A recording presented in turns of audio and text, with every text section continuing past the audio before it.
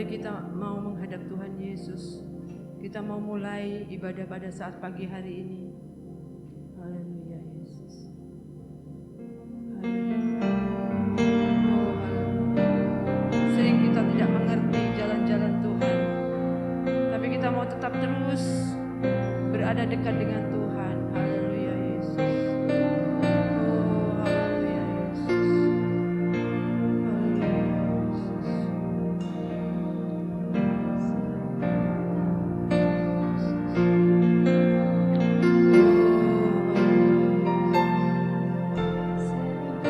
Tak mengerti jalan-jalan-Mu Tuhan, bagai di belantara yang gelap. Tanpa seribu tanya, namun tetap percaya, jejak-Mu Tuhan sungguh sempurna. Ajarku memahami semua yang Kau ingini, agar hidupku puaskan hati-Mu.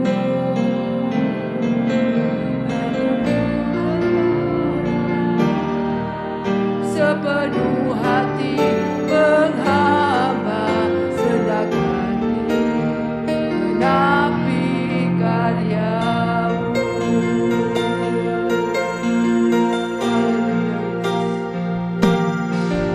Sering ku tak mengerti jalan-jalan-Mu Tuhan, bagai di belantara yang gelap.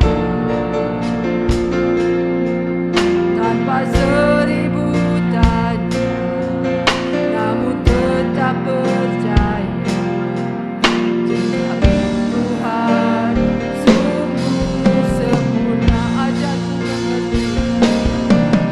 Ajarku memahami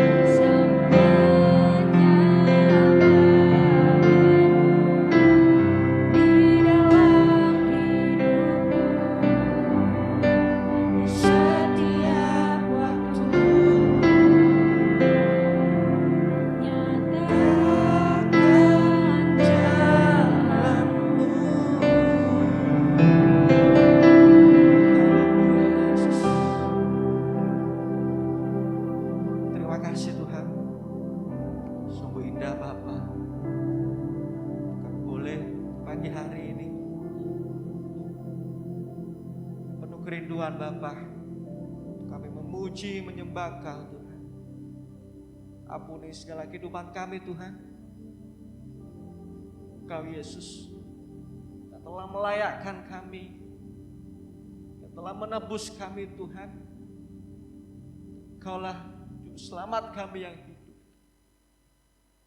Mari Bapa, Kau menjamah setiap hati kami. Biarlah pagi hari ini dengan penuh sukacita kami boleh bersorak-sorai demi nama-Mu Tuhan. Terima kasih Bapa. Ucap syukur hanya di dalam nama Tuhan Yesus Kristus. Haleluya. Amin. Silakan duduk saudara-saudara. Shalom. Puji nama Tuhan.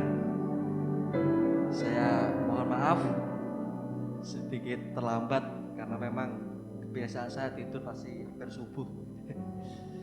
Puji nama Tuhan, kita masih diberikan kesehatan Bapak Ibu Saudara. Mari kita mau nyanyikan sebuah lagu serukan namanya.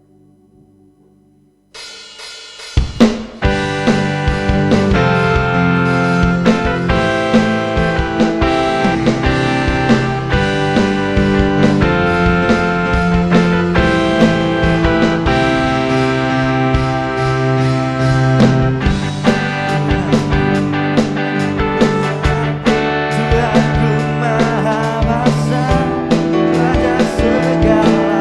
raja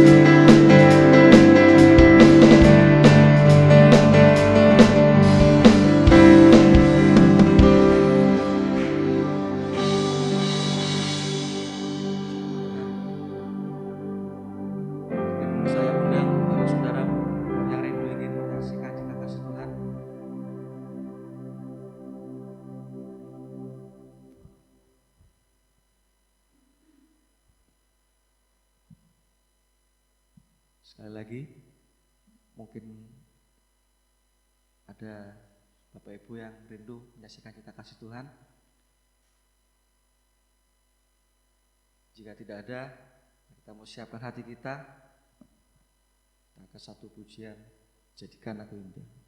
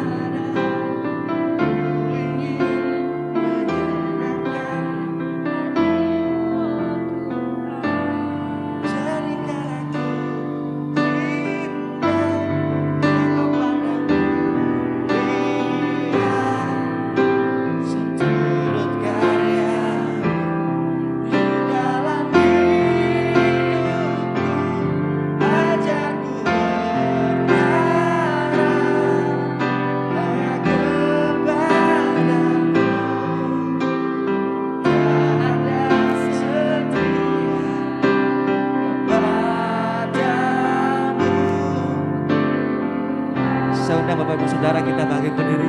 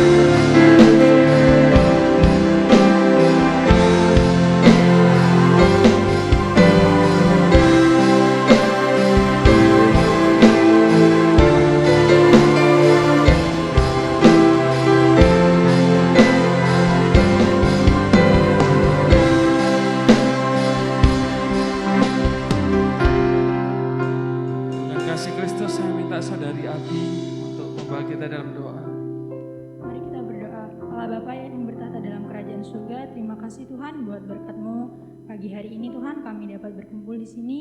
Kami sudah memuji dan memuliakan nama-Mu, kiranya pujian Kami dapat berbau harum di hadapan-Mu Tuhan. Sebentar kami akan mendengarkan sebagian daripada firman-Mu. Kiranya Engkau memberkati kami, Engkau memberkati Kokefas yang akan menyampaikan firman-Mu Tuhan. Dalam nama Tuhan Yesus, haleluya, amin. Silakan duduk Bapak Ibu Saudara. Shalom. Puji Tuhan. Ya, pagi hari ini judul firman Tuhannya adalah pikiran Kristus. Pikiran Kristus. Kita di dunia ini memperoleh keselamatan ya Bapak Ibu Saudara. Keselamatan yang kita terima ini bukan otomatis ya. Maksudnya gimana? Tuhan Yesus itu berkata bahwa untuk seseorang selamat ya itu butuh melalui pintu yang sesak. Pintu yang sesak. Dari Kristus kepada seseorang untuk mau menerima respon yang baik. Mau bekerja sama seperti responnya. Ya. Allah memberikan kuasa kepada kita untuk kita menerima supaya menjadi anak-anak Allah. Kita sebagai orang percaya menggunakan secara maksimal kepercayaan Tuhan itu. Dikemukakan dalam Paulus dalam Filipi 2 ayat 12. Filipi 2 ayat 12. Filipi 2 ayat 12 ini apa? Mengerjakan keselamatan dengan takut dan gentar. Hai saudara-saudaraku yang kekasih, kamu senantiasa taat karena itu tetaplah kerjakan keselamatanmu dengan takut dan gentar. Bukan saja seperti waktu aku masih hadir, tetapi terlebih pula sekarang waktu aku tidak hadir. Dengan takut dan gentar ini menunjukkan pergumulan kita yang tidak ringan Bapak Ibu Saudara.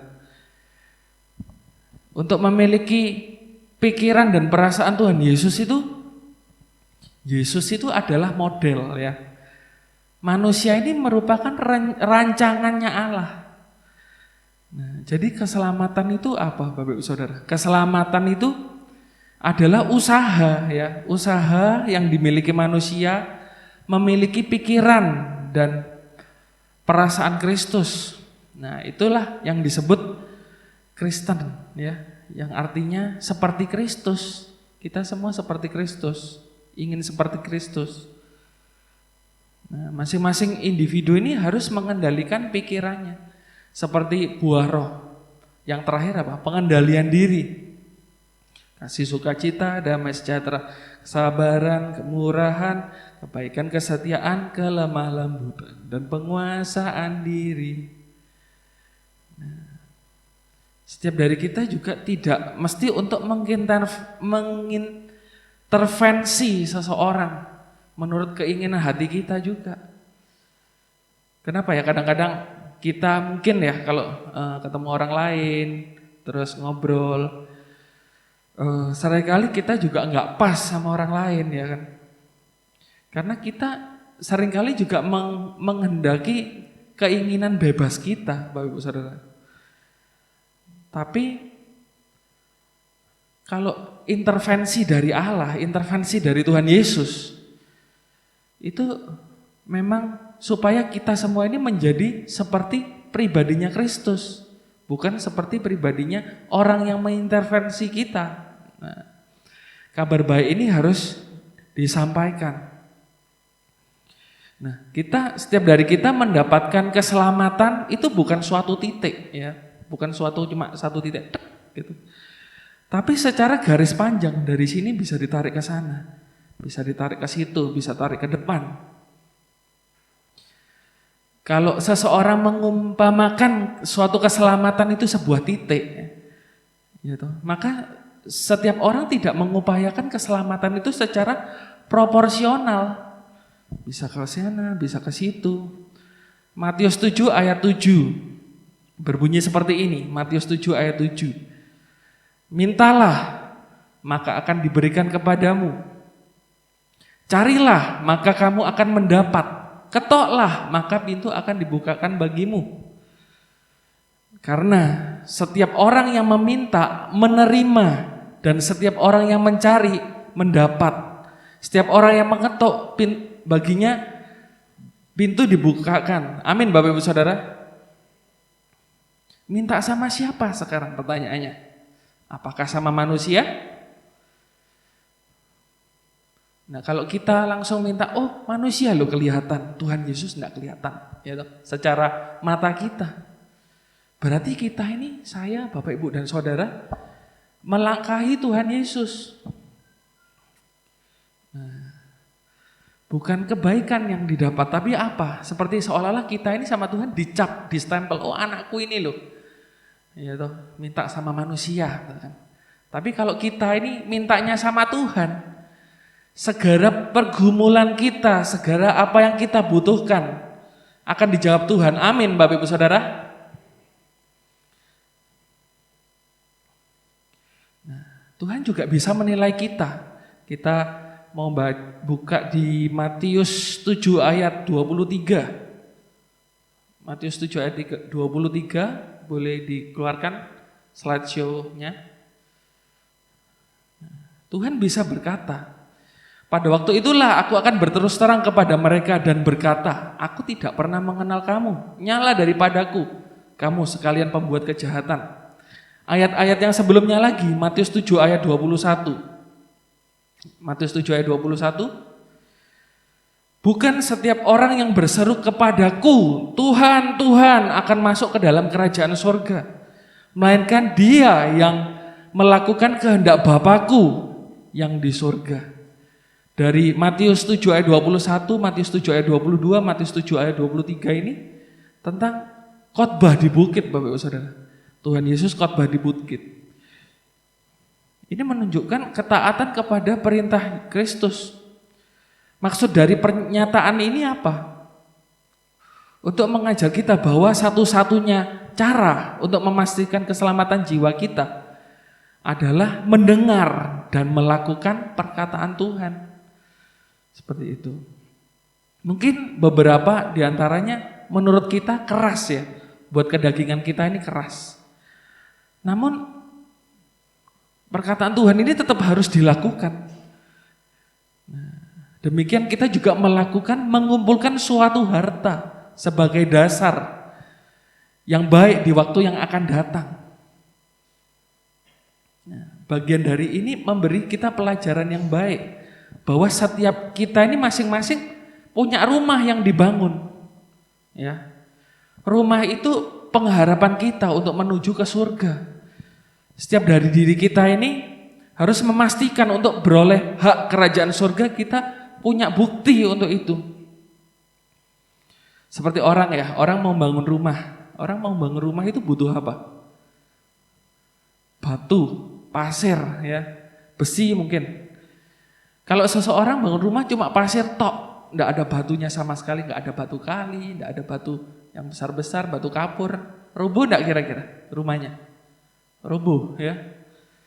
Nah, dianalogikan batu itu apa sih Bapak Ibu Saudara? Batu itu yaitu batu karang. Batu karang itu Tuhan Yesus. Batu karang itu bukan Simon Petrus, bukan. Batu karang itu Tuhan Yesus. Batu karang yang teguh itu Yesus. Nah, Yesus ini diletakkan sebagai dasar ya. Dasar setiap kita, setiap orang percaya. Dasar sebagai dasar pengharapan. Apa saja dasar pengharapan kita? Dasar pengharapan kita yang pertama ada pengampunan dosa ya. Tuhan Yesus mati di kayu salib untuk menebus setiap dari kita. Nanti saya akan jelaskan. Nah, yang kedua adalah kuasa rohnya. Yang ketiga pengampunan, tabiat kita, karakter kita, sifat kita, sikap kita, karakter kita. Dan yang terakhir apa? Perantaraannya yang penuh kuasa. Gitu.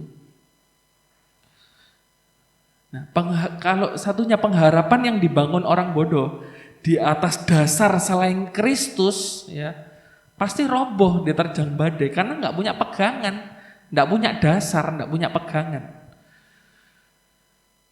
Nah, kita ini harus berjuang Bapak Ibu Saudara, memiliki pikiran Kristus. Kebanyakan dari kita tidak memiliki dasar ini.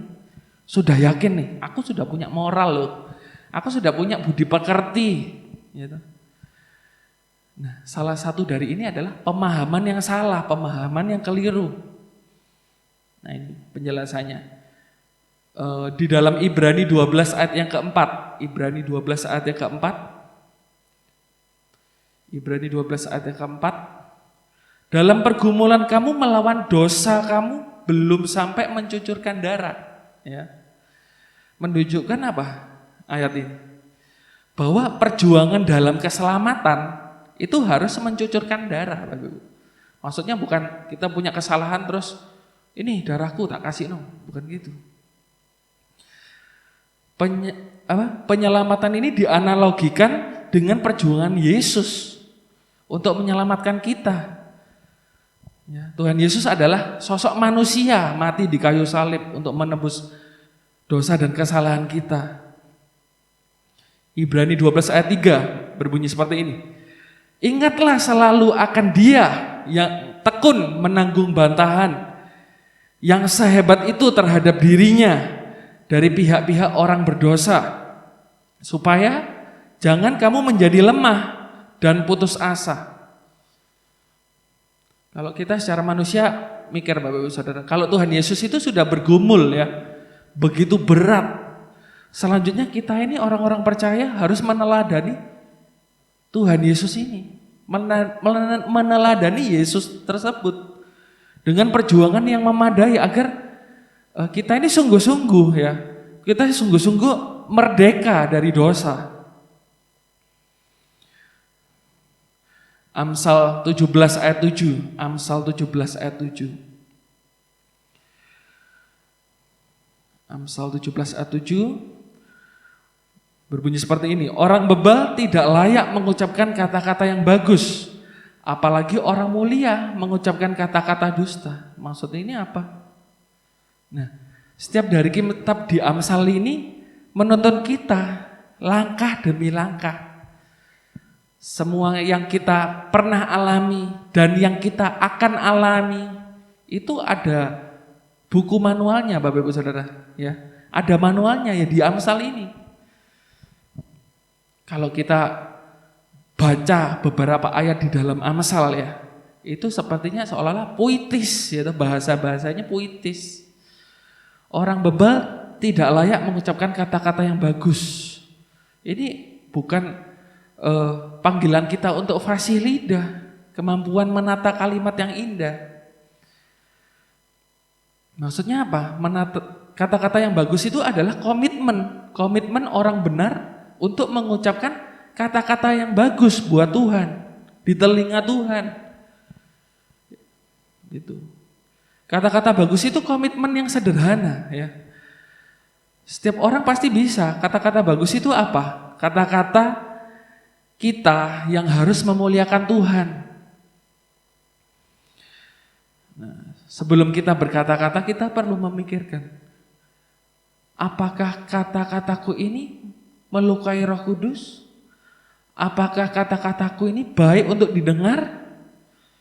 Apakah kata-kata saya ini memuliakan Allah atau tidak? Nah, pikiran kita tidak bisa menimbang Bapak Ibu Saudara. Kadang kalau kita ngomong toh, del. Aku ini orangnya gini, ya kan, misalkan. Nah, tapi hati nurani kita ini bisa menimbang loh Bapak Ibu Saudara. Oh ternyata ucapanku itu kayak gitu tuh. Sederhananya begini. Kalau menurut kita nggak sopan nih, oh ya jangan diucapkan. Pikiran kita tidak bisa mungkin mengontrol, tapi hati kita ini loh bisa ya. Jika satu, kalau dalam diri kita ini punya Roh Kudus. Gitu. Jangan seringkali kita melanggar nurani kita melalui ucapan kita ya. Ada ayat firman Tuhan mengatakan bahwa karena hidup mati dikuasai lidah. Kalau kita punya komitmen, akan ada berkat Tuhan dalam komitmen kita itu Bapak Saudara. Amin, Bapak Ibu. Nah, perkataan yang baik ya dalam mulut setiap kita, orang yang percaya, itu bisa membuat kita ini jauh melesat dalam bisnis, ya, dalam pelayanan, dalam keluarga, dalam hidup rumah tangga, dalam hubungan dengan anak, komunikasi dengan anak, anak dan orang tua dan anak. Apakah perkataan kita ini akan membawa kita dalam kehancuran atau membawa kita dalam pembangunan tubuh Kristus? Tubuh Kristus bukan soal hanya pelayanan di gereja aja. Tapi juga di luar dari sini ketika Bapak Ibu Saudara pulang, kita bisa praktek di rumah tangga masing-masing, bisa praktek antara ibu dan antara orang tua dan anak, antara anak dan orang tua, atau anak dan saudara, seperti itu. Tuhan bilang ada kuasa dalam perkataan, ya. Ada kuasa dalam perkataan, minimal apa? Kita memuliakan Allah. Ada step selanjutnya, kata-kataku menjadi berkat enggak ya buat orang ini? Apakah membuat orang lain lebih positif lagi? Nah, kalau orang lain mendengarkan kata-kata kita dengan positif, Bapak Ibu Saudara, membuat orang lain ini lebih holy, ya, membuat orang lain lebih dekat sama Tuhan, membuat mereka merasa lebih senang. Jadi nggak ada salahnya kalau kita semua ini melakukan itu.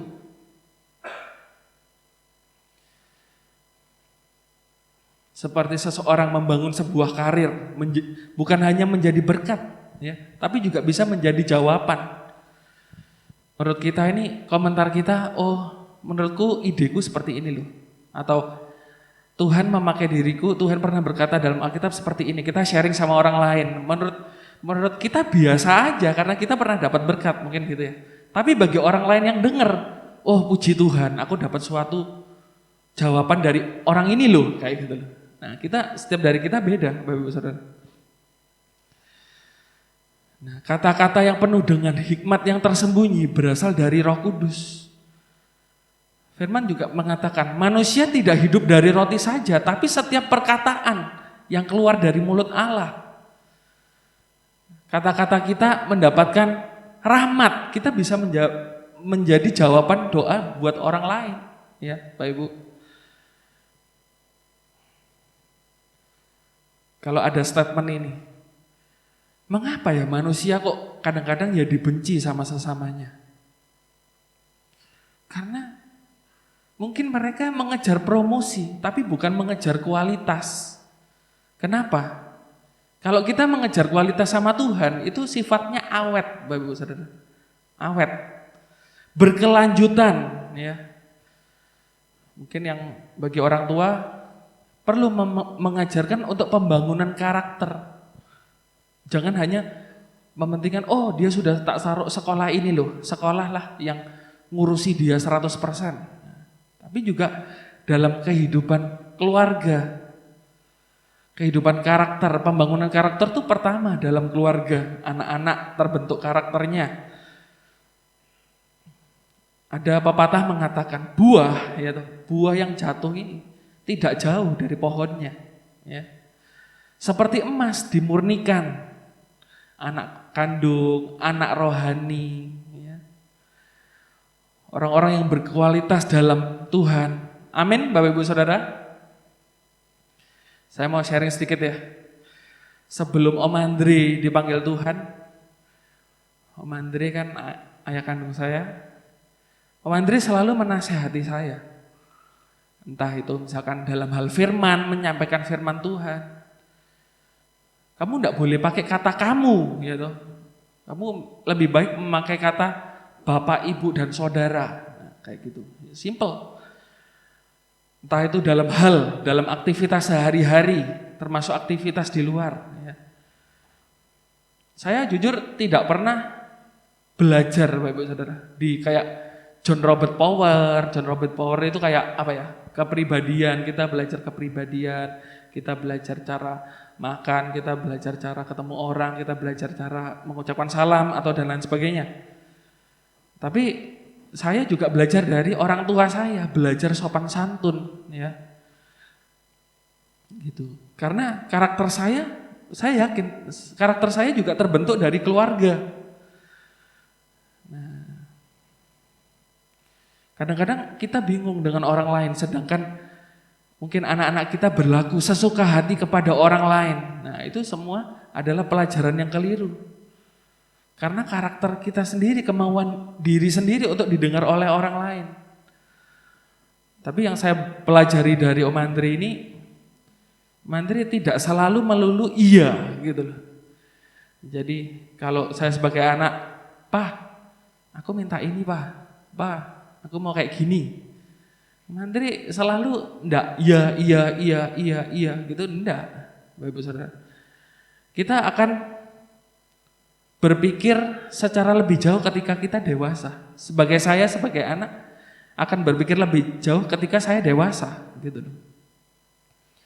Kalau seorang orang tua akan mengiyakan, ya, itu pasti akan ada sifat-sifat manja. Manja itu apa? Kalau enggak dituruti, bisa marah, ya. Mungkin haus pujian. Nah, sering marah kalau nggak dapat pujian, haus akan hadiah tanpa mengucapkan terima kasih ya. Mungkin juga tidak bersedia membantu orang tuanya di dalam pekerjaan rumah yang sepele mungkin. Tidak mau kalah mengakui keberhasilan orang lain.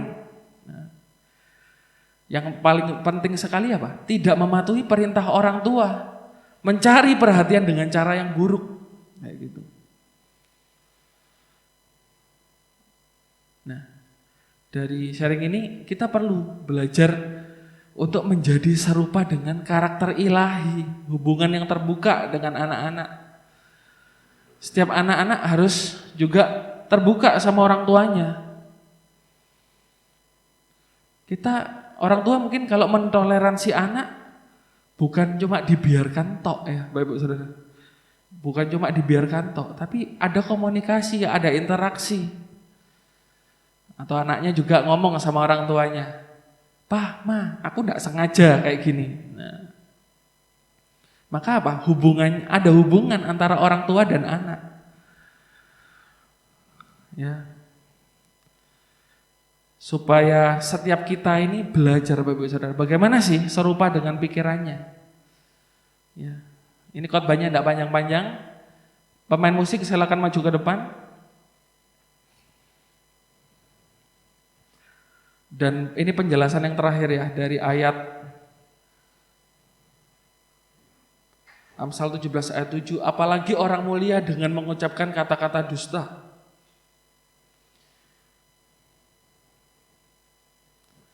Orang mulia mengucapkan kata-kata dusta. Orang berdusta itu seperti anak setan. Karena apa? Kebiasaan mungkin, aku malu, aku nggak bisa ngomong terus terang. Ya caranya kita harus belajar dari yang sepele dulu, dari dalam keluarga dulu. Ya saya sebagai anak yang ngomong, "Pak, aku salah, aku menutupi kesalahanku ini. Ma, aku salah, aku menutupi kesalahanku ini." Ya saya juga belajar Bapak Ibu Saudara untuk bisa terbuka sama orang tua ketika orang tua saya masih ada. Amin ya Bapak Ibu Saudara. Mari kita menutup Alkitab kita dan kita akan menyanyikan sebuah lagu, Bapa Kau Mendengar. Mendengar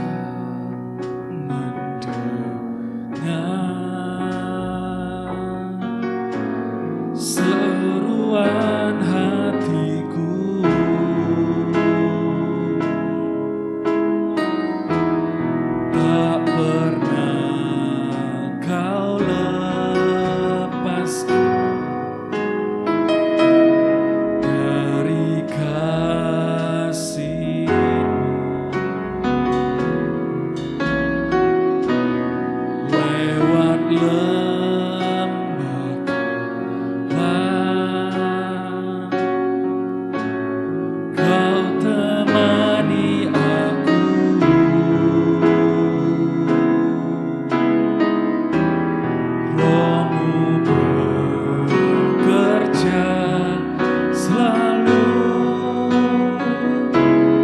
untuk kebaikanku, mengalir kuasa dari tempat maha tinggi, Bapa kekal mulia, Kau hadir di sini, memulihkan hati, menyembuhkan yang terluka. Ku kan tenang bersamamu, Bapa. Mari saya undang Bapak Ibu untuk bangkit berdiri.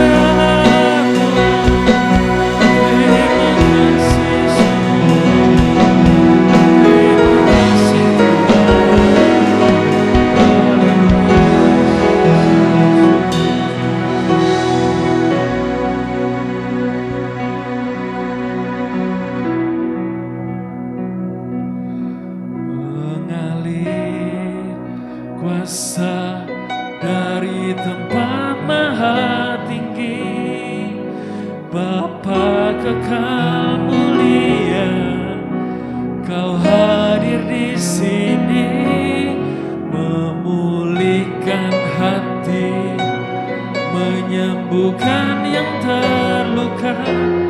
Ku kan tenang bersamamu, Bapa. Mengalir kuasa dari tempat maha tinggi, Bapa kekal mulia, Kau hadir di sini, memulihkan hati, menyembuhkan yang terluka. Ku kan tenang bersamamu, Bapa. Mengalir kuasa dari tempat maha tinggi, Yesus hadir di sini,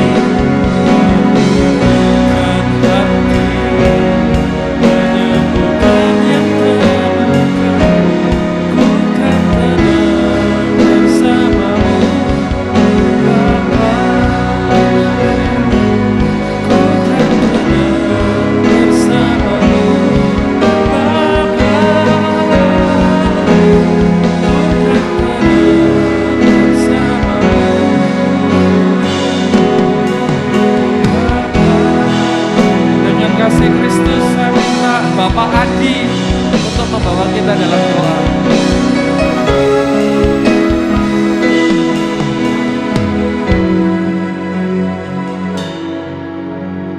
Terima kasih Tuhan, segala puji syukur kami panjatkan kehadirat-Mu. Berkat-Mu melimpah atas kami malam ini, firman-Mu Tuhan. Kiranya firman-Mu Tuhan limpah dalam hidup kami, jadikan pegangan dalam hidup kami. Kiranya ajar kami selalu memuliakan Engkau Tuhan, mengandalkan Engkau di dalam segala sesuatu. Terima kasih Tuhan, ajar kami bukan dengan perkataan saja, tapi melakukan kebenaran firman-Mu Tuhan. Ingat selalu betapa besar kasih-Mu dalam hidup kami. Terima kasih berkati hamba-Mu yang telah memberikan firman-Mu pada kami. Terima kasih Tuhan, kami ucap syukur malam ini di dalam nama Tuhan Yesus Kristus, Juru Selamat kami. Haleluya, amin.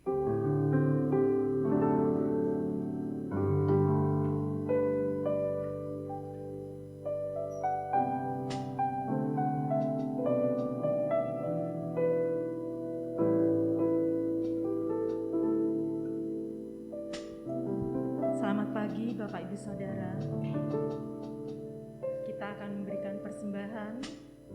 Kita angkat satu pujian. Allah kita heran dan besar.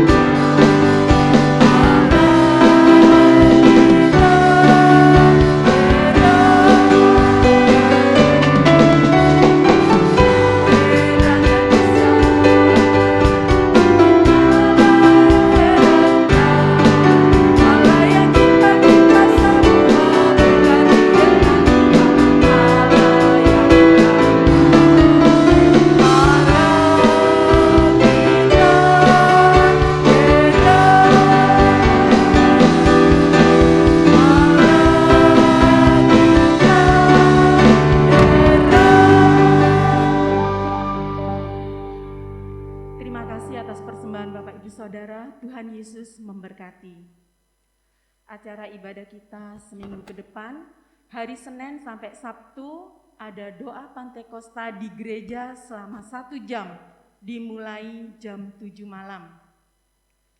Hari Sabtu ada komsel pemuda remaja di gereja dimulai jam 5 sore. Minggu pagi jam 9 kebaktian anak-anak sekolah minggu. Minggu sore jam 4 ada ibadah raya disertai perjamuan kudus. Yang bertugas menjadi WL Bapak Stefanus Chandra, singer Ibu Suing dan Ibu Rika, aser Bapak Ibu Adi Wiarto, kolektor Bapak Wahyudi, LCD Ibu Ruth, musik Saudara Theo, Juan dan BB. Firman Tuhan akan disampaikan oleh Bapak Pendeta Samuel Yucin. Pelayan perjamuan suci Bapak Stefanus Chandra dan Bapak Vejang. Kita berdoa buat yang berulang tahun, Bapak Hongpu dan Saudara Kefas.